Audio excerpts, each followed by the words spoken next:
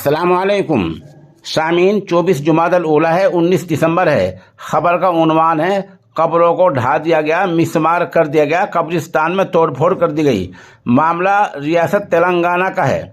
इस खबर के लिए कारी मोहम्मद आकिब सआदती हमारे राब्ते में हैं। वो बता रहे हैं कि रियासत तेलंगाना के वजीर आला के चंद्रशेखर राव के आबाई हल्का गजवेल के मनोहराबाद में मुस्लिम कब्रिस्तान को कई दिन पहले तोड़ दिया गया, कब्रों में तोड़फोड़ की गई, कब्रों की बेहुरमती की गई है। इस बारे में मोहम्मद शरफुल्लाह खां की शिकायत पर मुकदमा दर्ज कर लिया गया है। शिकायत में बताया गया है कि सर्वे नंबर 652 के तहत वक्फ गजट में 2.5 एकड़ पर मुश्तमिल ये कब्रिस्तान है, जहां कब्रों की बेहुरमती कर दी गई है।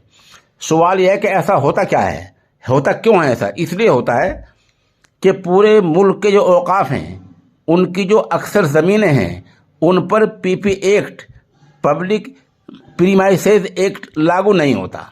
इसका मतलब क्या होता है? आपने सुना होगा, पंचायती ज़मीनें होती हैं, नगर पालिका की ज़मीनें होती हैं, सरकारी और ज़मीनें होती हैं। उन ज़मीनों को जो दर्जा सरकार के रिकॉर्ड में हासिल है, वही दर्जा वक्फ बोर्ड की ज़मीनों को हासिल नहीं है।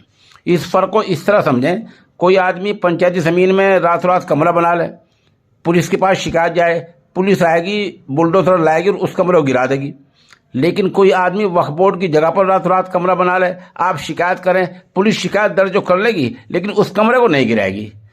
ये जो दर्जाबंदी है और ये जो बराबरी का मसला है, ये असम्बली में प्रस्ताव पास होना है कि जो औकाफ की ज़मीनों को वही दर्जा दिया जाए जो पंचायती ज़मीनों को दर्जा मिला हुआ है। ये दर्जा ना होने की वजह से, पीपी एक्ट के अंदर दाखिल ना होने की वजह से पूरे मुल्क के औकाफ के साथ ये ओछी हरकत की जाती है कि मौका मिलते ही वहाँ कब्रों को ढा दिया जाता है और कोई मस्जिद रातों रात उसको गिरा दिया जाता है, फिर उनका होता कुछ नहीं है। ये इशू है।